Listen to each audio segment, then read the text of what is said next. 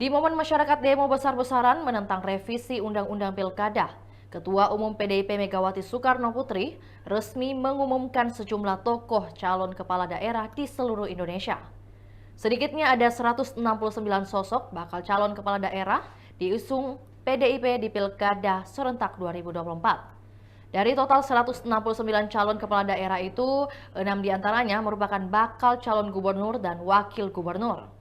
Sisanya 151 diantaranya adalah calon bupati dan wakil bupati. Terakhir, 12 sosok bakal calon wali kota dan wakil wali kota.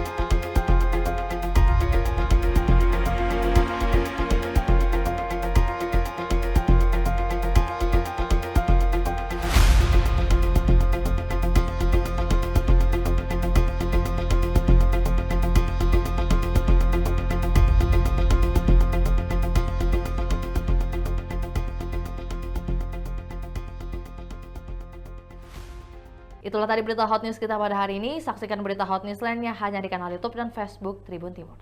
Download Tribun X sekarang, menghadirkan lokal menjadi Indonesia.